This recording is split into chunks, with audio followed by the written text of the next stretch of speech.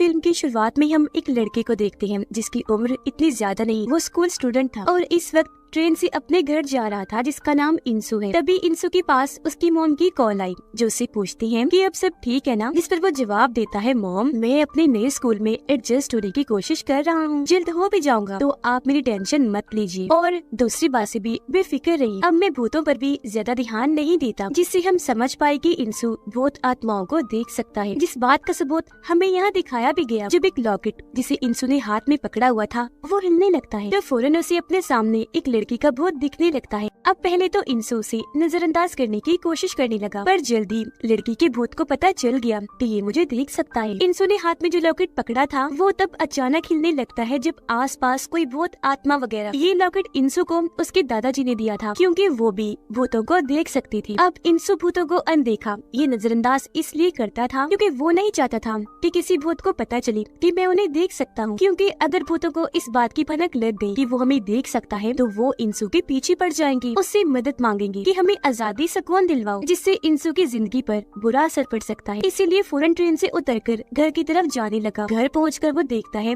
कि उस लड़की का भूत मेरा पीछा करते करते यहाँ तक आ गया है, जो इस वक्त उसके कंधे पर बैठी हुई थी और उससे मदद मांग रही थी क्योंकि उसकी आत्मा भटक रही थी। इसलिए अब इंसू उसकी मदद करने का फैसला करता है। वो पुलिस को बता देता है कि उस लड़की की लाश कहाँ पर है, जिसे कुछ ही देर में पुलिस ढूंढ भी निकालती है। और अब अपनी ही लाश को देखकर लड़की की आत्मा काफी दुखी होकर रोने लगी, जोर से चिल्लाती है। और अब इंसू से उस आत्मा का दुख देखा नहीं जाता, इसलिए वो इस सबसे दूर जाने का फैसला करता है। वो अपने अंकल को कॉल करके कहता है कि अंकल जी मैं बहुत जल्द आपके पास आ रहा हूँ, मैं वही रहूंगा और बाकी पढ़ाई भी वही पूरी करूंगा। इंसू के अंकल के पास भी ये ताकत थी, उसकी तरह वो भी भूतों को देख सकती थी। कहती है बेटा तुम भी भूतों को देख सकते हो और मैं भी, अगर हम दोनों साथ रहे तो ये घर तो भूतों से भर जाएगा, और वैसे भी तुम आखिर कब तक इन भूतों से भागती रहोगे और आए दिन अपने स्कूल बदलती रहोगी, इसलिए तुम बस उन्हें नजरअंदाज करो और कुछ नहीं, कि जो भी है मैं आ रहा, क्योंकि मैंने अपने स्कूल में स्कूल बदलने की एप्लीकेशन दे दी है। जिसके बाद अगले दिन वो बस में बैठकर अपने अंकल के पास जाने के लिए निकल जाता है। बस जब अपने स्टॉप पर रुकी तो वहाँ एक बहुत ही खूबसूरत लड़की इंसू की तरफ देखकर मुस्कुराने लगी, पर वो तो उसकी तरफ बिल्कुल ध्यान नहीं दे रहा था। पता चल गया था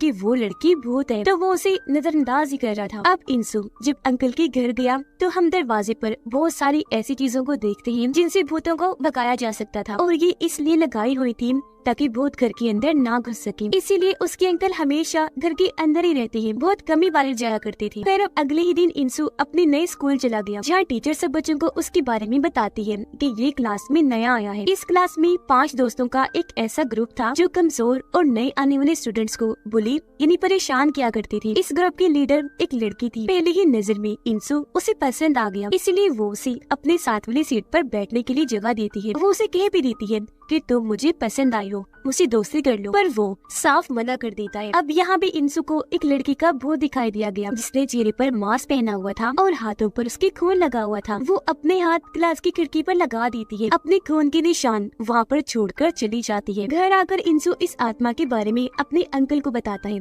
कि आज मैंने पहली बार ऐसी आत्मा को देखा जिसके हाथों पर खून था और उसने चेहरे पर मास्क पहना हुआ था। उसके अंकल सुनकर चौंक गए। कहते हैं कि ऐसी खून वाली आत्माएं बहुत ही खतरनाक होती हैं और उन सब की मौत दर्दनाक हुई होगी, इसलिए वो अपना बदला लेने जरूर आती है। जितना हो सके इनसे दूर रहो। अगले दिन स्कूल में ब्रेक के दौरान इंसू एक पार्क में गया, जहाँ वो एक औरत और उसके डॉग को बैठा हुआ देखता है। उसे दोनों इस जगह पर बैठे हुए अच्छी लग रही थी, तो वो उनकी ड्राइंग बनाने लगा। तभी अचानक यहाँ उसी खूबसूरत लड़की का भूत आ गया, जिसे इंसू ने बस में देखा था। यहाँ हमें लड़की के भूत का नाम पता चला, जो मून था, और वो इंसू के साथ में आकर बैठ जाती है। इस बार भी वो उसे नजरअंदाज ही करता है। मून जब उसे ड्राइंग बनाता हुआ देखती है तो कहने लगी कि वो जो औरत है वो अंधी है और उसका जो डॉग है वो मर चुका है। तुमने उसकी ड्राइंग बनाई तो इसका मतलब तुम उसकी आत्मा को देख सकते हो, इसीलिए अब मुझे नजरअंदाज करने का नाटक बंद करो, समझ आई? मैं जानती हूँ कि तुम मुझे देख सकते हो और ये भी कि किस वजह से मुझे तुम नजरअंदाज कर रहे हो। तुम बेफिक्र रहो, मैं तुमसे कोई मदद नहीं मांगूंगी, न ही अपनी कोई ख्वाहिश पूरी करवाऊंगी कि तुम मेरी आत्मा को आजादी दिलवाओ। ये सुनकर इंसू खुश हो जाता है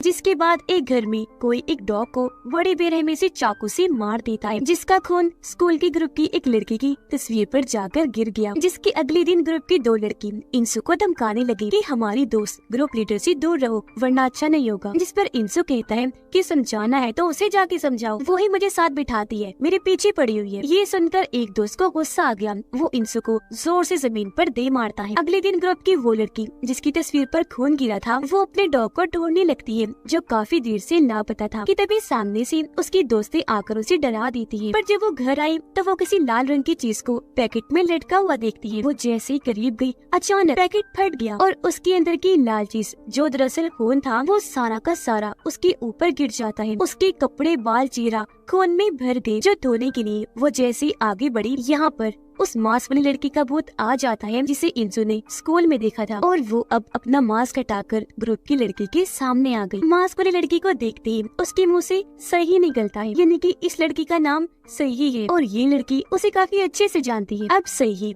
उसकी तरफ बढ़ने लगी, तब डरते हुए वो लड़की पीछे की तरफ हटने लगती है। फिर अचानक ही कोई जोर से दरवाजा बंद कर देता है। अगले दिन ग्रुप की लड़की अपने लीडर को कहती है, लगता है हमारी दोस्त कहीं पर भाग गई है, जब अभी तो स्कूल नहीं आई। और ये सुनकर इंसू काफी घबरा जाता है, क्योंकि कहीं न कहीं वो जान चुका था कि इनकी दोस्त के साथ कुछ गलत हुआ है। फिर ग्रुप की वो लड़की दिखाई गई जो खून में लथपथ एक अंधेरी जगह पर बंधी हुई थी, कि अचानक कोई जोर से दरवाजा पीटने लगता है, जिससे वो बहुत ज्यादा डर जाती है। अब हमने देखा कि अगले दिन इंसू के अंदर हिम्मत आ जाती है। वो ग्रुप के एक लड़के को रोकता है जो एक लड़की को परेशान कर रहा था। लड़की उसका शुक्रिया अदा करती है, जिस वजह से उसके अंदर और हिम्मत पैदा हो गई। रात के वक्त ग्रुप की एक लड़की और एक लड़का अपना फोन लेने आए थे, जो क्लास में टीचर ने उनसे छीन लिया था। मोबाइल तो इन्हें मिल गया, पर जब ये यहाँ से जा रही थी तो यहाँ सही की आत्मा आ गई, जो उन्हें पहले तो काफी डराती है। लड़की ने अपने ग्रुप लीडर को फोन करके बता दिया था कि सही हमें मारना चाहती है, जिसके बाद एक एक करके दोनों को बड़ी बेरहमी से मार डालती है। अगले दिन स्कूल में सबको पता चल गया था कि उस ग्रुप के 2 लोग गायब हैं। ये खबर सबको ही हैरान करके रख देती है। उन्हें कुछ समझ नहीं आ रही थी कि आखिर बच्चे गायब कहाँ हो रहे हैं। पर ग्रुप लीडर जिसे पता था कि उनके साथ क्या हुआ, वो बस बैठी परेशान हो रही थी। किसी को फिलहाल कुछ नहीं बताती कि कल रात मेरी दोस्त ने मुझे फोन करके बता दिया था कि हमें सही मारना चाहती है। अगले दिन इंसू को उस मास्क वाली लड़की यानी कि सही की आत्मा के बारे में एक दूसरी आत्मा से पता चल जाता है। इसीलिए वो क्लास में आकर सबसे सही के बारे में पूछता है, पर उसे कोई जानकारी नहीं मिली। तब ग्रुप लीडर उसे बताती है कि वो एक नंबर की पागल लड़की थी। ये सुनकर इंसू से सही की तस्वीर मांगता है, पर उसे पता चला कि वो तो इतनी अजीब थी कि उसने कभी तस्वीर ही नहीं बनाई, क्योंकि उसे पसंद ही नहीं थी। इसी बीच चुपके से क्लास की एक लड़की इंसू को सही की तस्वीर भेजती है और साथ में मैसेज भी कर देती है कि किसी को भी इस बारे में ना बताना कि मैंने ये तस्वीर तुम्हें सेंड की है। सही की तस्वीर देखकर इंसू काफी चौंक जाता है। ऐसा लग रहा था उसने पहले से इसको देखा हुआ है। जिसके बाद वो आकर मून से मिला और उससे भी सही के बारे में पूछने लगता है, जिस पर मून कहती है कि सही के बारे में कौन नहीं जानता, यहाँ तक कि सबको ये भी पता है कि वो मास्क क्यों पहनती है। ये सुनकर इंसू अब ग्रुप लीडर से सही की जानकारी लेने की कोशिश करता है, जिस पर उसका दोस्त इंसू को काफी पीटता है। फिर पूछने लगा कि तुम आखिर क्यों सही के बारे में जानना चाहती हो, तुम्हारा क्या वास्ता है उससे। जिस पर इंसू कहता है कि कुछ नहीं, पर मैं जानता हूँ कि वो तुम लोगों से अपना बदला लेने जरूर आएगी। जिसके बाद वो लड़का इंसू को छोड़ देता है। अब जब वो लोग अकेले थे तो ग्रुप लीडर अपने दोस्त को कहती है कि मुझे लगता है स्टूडेंट्स को ऐसे अगवा सही की डेट कर रही है। तुमने देखा नहीं, जिस दिन सही का फ्यूनरल था, यानी कि जब उसे दफनाया जा रहा था, उसकी डेट हम सब बच्चों को कैसे घूर रहे थे। इसीलिए अब भी लोग अपने सवालों के जवाब पाने उनके घर जाने लगते हैं। इंसू अपने अंकल को सही के बारे में बताता है और उन्हें ये हैरानकुन जानकारी देता है कि वो है तो एक ही, लेकिन 2 अलग अलग रूपों में है। जिस पर उसके अंकल जवाब देती है कि कभी कभी इंसानों की तरह आत्माओं को भी स्प्लिट पर्सनैलिटी डिसऑर्डर हो जाता है, जो एक ऐसी बीमारी है जिसमें एक इंसान कई सारे रूपों और शख्सियत के साथ जी रहा होता है। और आत्माओं के साथ ऐसा इसलिए होता है क्योंकि मरने से पहले उन्हें लोगों ने बहुत सताया होता है। अब तभी इंसू के पास ग्रुप लीडर का मैसेज आया, जो उसे फौरन सही के डैड के घर आने का कहता देती है और ये भी कि मेरी जान को खतरा है। पर उसके अंकल इंसू को जाने से मना कर देते हैं और क्योंकि उसने कैसे भी करके ग्रुप लीडर की जान बचानी थी तो वो जाना चाहता था। तब उसके अंकल उसे उसके दादाजी का खंजर देते हैं, ये कहते हुए कि इससे भूतों को मारा जा सकता है। सही के डैड के घर पर उसकी आत्मा ग्रुप लीडर और उसके दोस्त को काफी डराती है। उसने यहाँ भी मास्क पहना हुआ था, जिसके बाद सही की आत्मा अपने डैड के अंदर आकर दोनों को बड़ी बेरहमी से मार देती है। अब उनके मरने के बाद इंसो यहाँ पर पहुंचा, जो देखता है कि सही की डैड मदहोशी की हालत में घर से कहीं पर जा रही है। उनको नजरअंदाज करके जब वो अंदर गया तो उसे ग्रुप लीडर के साथ साथ उसके दोस्त की भी लाश मिली। फिर अलमारी को चेक करने पर उसे सही की आत्मा भी दिख जाती है और अब जैसे इंसु उसका मास्क हटाता है उसकी होश उड़ गई, क्योंकि पता चला कि सही और मून दोनों एक ही हैं। बस ये एक आत्मा के दो अलग अलग रूप हैं, जिनमें एक तो अच्छा रूप है मून, जबकि दूसरा बहुत ही खतरनाक खूनखार है, यानी कि सही जो खून की प्यासी है। जिसके बाद सीन यहाँ से पास्ट यानी माजी में आ जाता है, जहाँ हमें पता चला कि सही ने इस बुली ग्रुप के खिलाफ रिपोर्ट की थी। पर जब उन लोगों को इस बारे में पता चला तो उन्होंने रोज सही को परेशान करना शुरू कर दिया। वो उसे काफी मारती पीटती थी, हद से ज्यादा उसे सताया गया। कभी उसके बाल जला दिया करती थी तो कभी काट दिया करती थी। एक बार तो ग्रुप लीडर ने हद ही पार कर दी। उसने सही का बुरा सा मेकअप करके जबरदस्ती उसे मास्क पहना दिया था और कहा था कि अगर तुमने कभी ये मास्क उतारा तो हम तुम्हारे साथ इससे भी कई ज्यादा बदतर सलूक करेंगे। इस बारे में जब सही के डैड को पता चला तो वो पुलिस में रिपोर्ट करने का फैसला करते हैं, पर सही ने उन्हें ऐसा करने से रोक दिया, क्योंकि अगर ग्रुप को इसकी खबर हो गई तो वो सही की जिंदगी को जहन्नुम बना देंगे। पर अगले दिन जब सही मास्क लगाकर क्लास में बैठी थी तो जबरदस्ती टीचर उसका मास्क हटा देती है और कहती है कि तुम मास्क लगाकर क्लास में नहीं बैठोगी,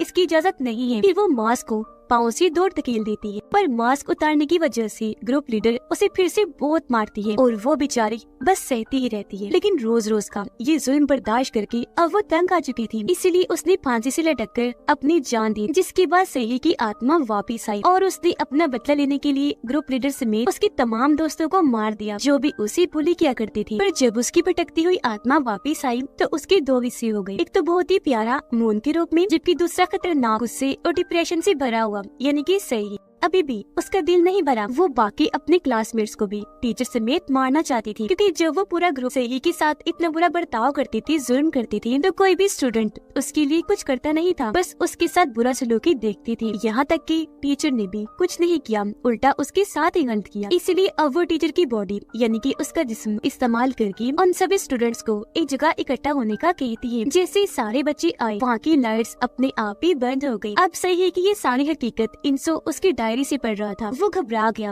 अपनी साइकिल लेकर जल्दी से स्कूल की तरफ जाने लगा। जिस बीच उसने अपने अंकल को भी कॉल कर दी और कहा मेरी मदद कीजिए।